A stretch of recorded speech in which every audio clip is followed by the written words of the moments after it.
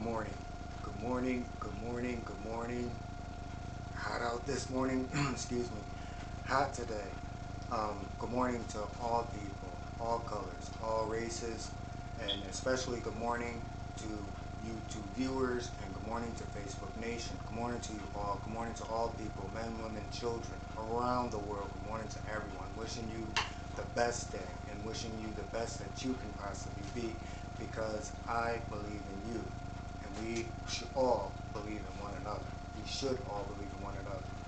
So it's actually 8 o'clock, 8:30 at night, and I'm doing this video because I have kind of a busy day tomorrow, and I wanted to get this out.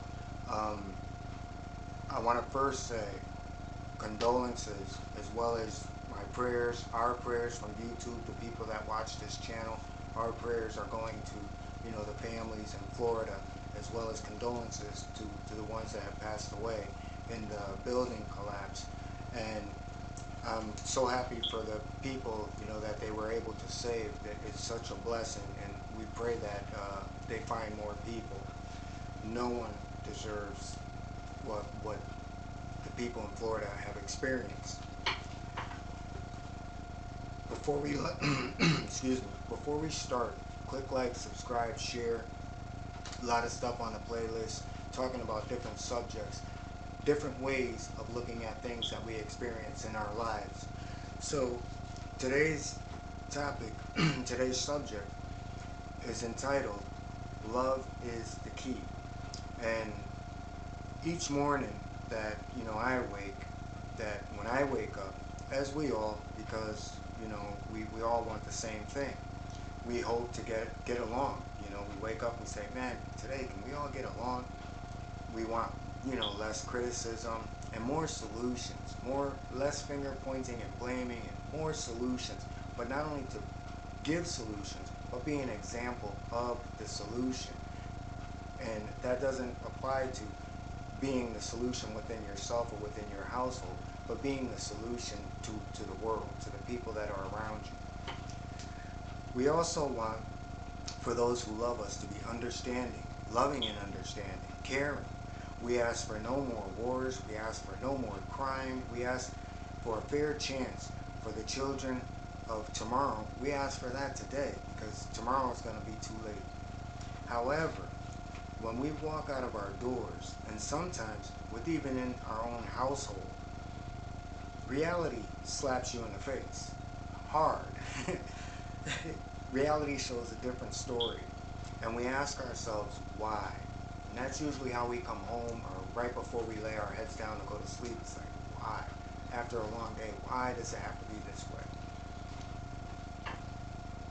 We question our leaders. We even question their higher power. Why? Yet the question remains, what will it take for all people to come together? All people, all colors, all races, all languages to come together. The answer, it scares us right directly in our face. Something we know. Many wish for it to all go away.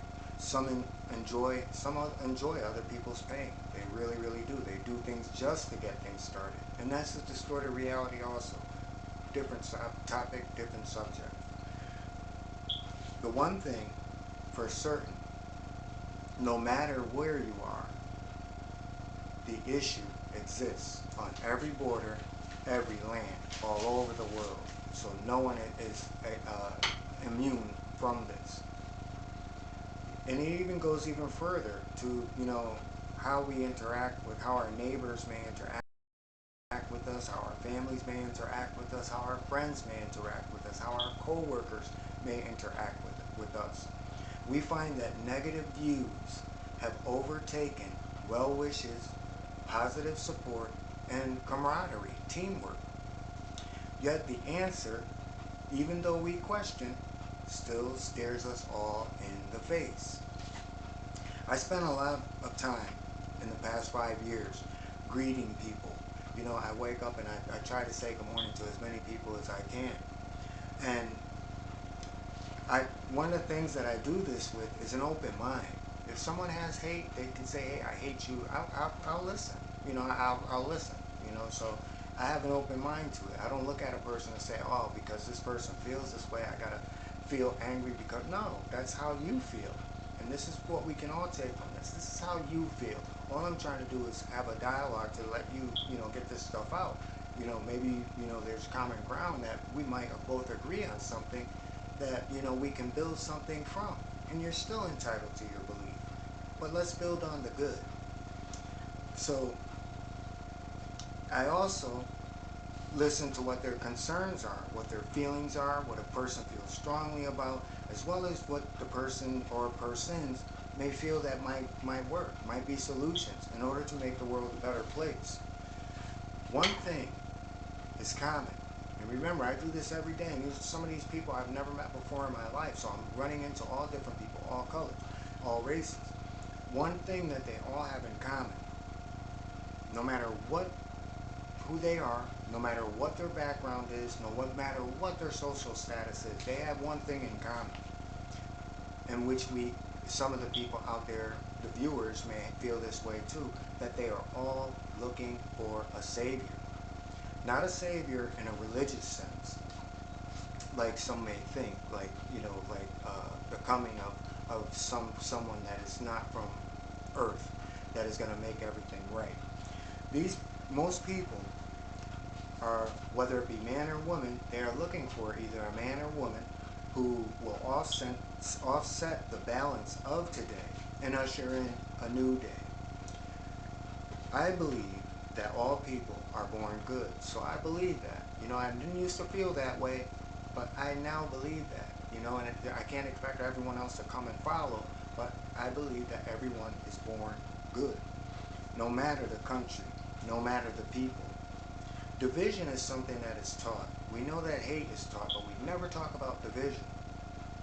And division is also, and separatism is also encouraged in homes as well as schools and educational programs, what we see in the media, and everything all the way down the line. And they impact our youth, because remember, the first 7 years is the most important part of a child's life. That's when consciousness comes in. That's when your subconscious programs what the rest of your life is actually going to be. It happens in the first 7 years. That's one of the good things about this channel. I don't just give you my opinion, I also give you scientific facts. So instead of uniting and understanding and working together, many people that we see every day, they put on a caring face, but they're not true to it. And that's another thing, because the world says, oh no, we gotta care, but there's some people who fake it. We're seeing all these people get exposed all the time, especially the people that people look up to. They get exposed, and they're the most respected people, but behind closed doors, they live the most evil life. So, but when it comes to our children, there's one thing that even the evil people will say, and I believe it to be true also, is that they want the same things as we want for their children. They want the same thing, except they think that no other children should be around except theirs. The world will be a lonely place. And this is what this topic is about. And you're going to get a lot out of this one. So I want to leave you with this short story. And this is where it goes. I'm going to give you this short story because what I just left you with is the fact that there's people on this earth that feel that the only children that should have a fair shot, the only children that should actually exist on this earth is their own children. No other races, no other people. So if this is how you feel, people who are my age, get ready for a story. Remember Gilligan's Island? Back in the days where the people set sail on a ship to go to the island that was, only so far away from the mainland? Well, let's do the realistic Gilligan's Island. Because remember, the people on Gilligan's Island, they were all one race, and they made it seem so, like everything was so good and everything, and they, finally they got saved. In reality, that's not true. So let's talk about the real Gilligan's Island. Okay, so this is entitled 20 People on a Boat. Okay, so it starts out in the afternoon. It's a sunny day like it was today. Man, it's hot. I'm kind of muggy. I'm sweating, but I gotta get this to you.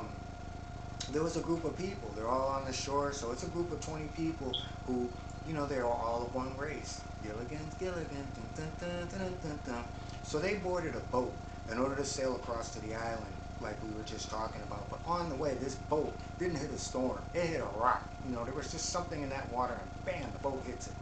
Okay? So the captain tells the group, the boat is sinking. So the people, they have two choices: work together or fend for themselves.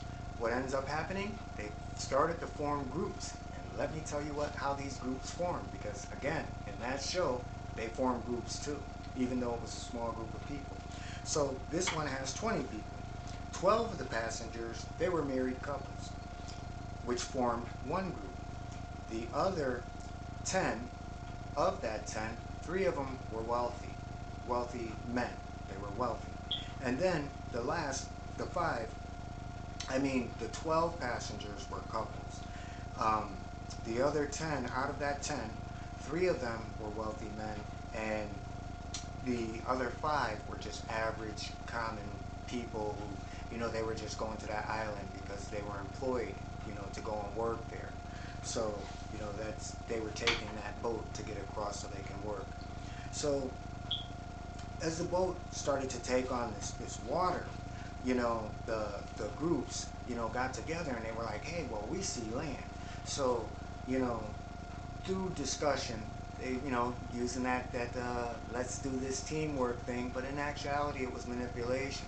So they convinced the common folk. They said, well, you guys are common folk, these guys are, they're couples, and, the boat is going down, and make the boat a little bit lighter. You look strong enough, you work over there, by the way, you work on the island, so you know how the water runs, why don't you swim? So, long story short, 5 men jump into the water, now they're swimming ashore. They get as far as the eye can see, and then there's no more swimming, no more splashing, no more anything. So, the people are looking around, hey, the boat is still sinking. We have to do something. We need to do something now because, we're taking on water. We don't know what happened to those, the common folk. They're gone.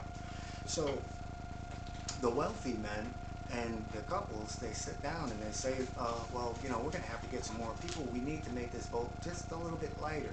So seeing as, these are your wives, and the manly thing to do is, because these are your wives, they have children, and, if it was a choice between you and your wife, who's going to raise the children and who's going to live, who's going to survive, it's the right thing to do.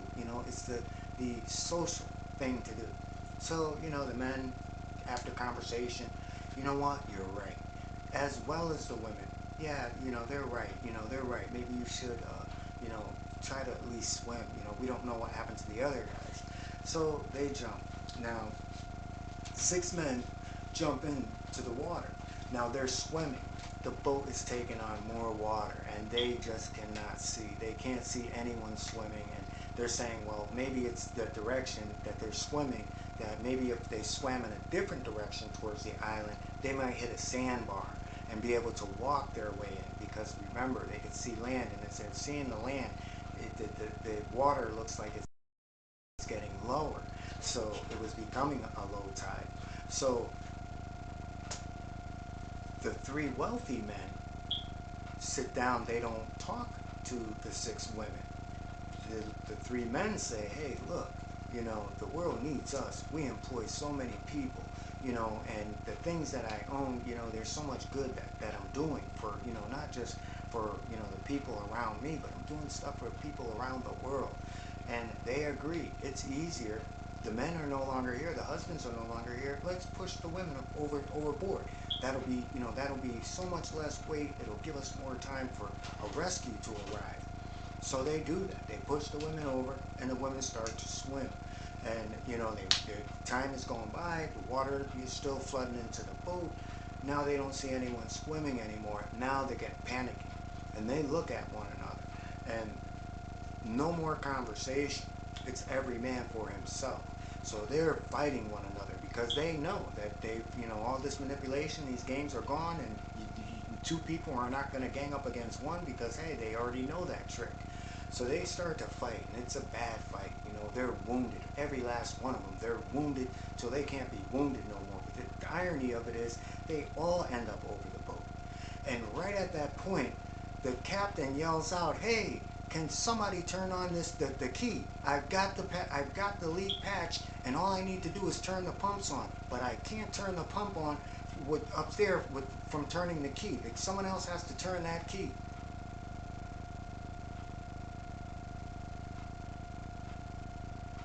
So the moral of this story is that we can say till we're blue in the face, we can hate this one, we can hate that one, we can oppress this one, we can oppress this, and we can do that. But at the end of the day, if one race was on the face of this earth, they would do and find reasons to do the same things to one another. So everything is a false reality because it can never happen. It has never happened. As long as the world exists, it has never happened. And say today that if this country was just all of one race, say China, say Russia, say anywhere in the world, and you'll find diverse people. There were diverse people when it was founded, and there will be diverse people when it ends. So this is the reality that we need to wake up to. It's easier to love than it is to hate. Love is actually the key. And love starts when because we are common folk. We are not the elite. We are not the wealthy. We are not the people. We are not the leaders. We are not the religious people. We're not the people who are in power, who have to follow. We all have the answer, and the answer is staring us in the face. Because if we're nice to one another and we try to change how we deal with one another, the people that are above us, they have nothing left to do but change. But it's more profitable to keep us separated, keep us divided, to keep us hated, to keep, make it okay to, do bad things to people, because it makes money. And the only people who are making that money, think about when the world stopped. Think about when COVID stopped and nobody was working. And say even with the first responders, we knew that they had to perform that service, but everyone else around the world wasn't. Everything stopped. Who was making money? Whose money was still being made, generated? And that's what I want to leave you with. This is what the moral of the story is about, and this is what this topic is about. That love is the key, and love is what's being the enemy. Love is under attack. It's not races of people. It's a love. It's to be able to care for the person that sits beside you, or the person that lives down the street, or the person who has less. These things are slowly being taken away. That's what the war is against. Because if we take away love, then we have nothing. We have chaos. So Monday is a new day. Today is a new day. Make the best out of this day and do what you can. And like I said, I say good morning because good morning is the perfect way to say, hey, I'm thinking about you this morning, and I want you to have a good day, as well as I want all of you to have your best day. So for all people, all colors, all races, all languages, men, women, and children, have the most beautiful day. Have an awesome day. Be the best that you can be, and may the day be the best for you. Peace.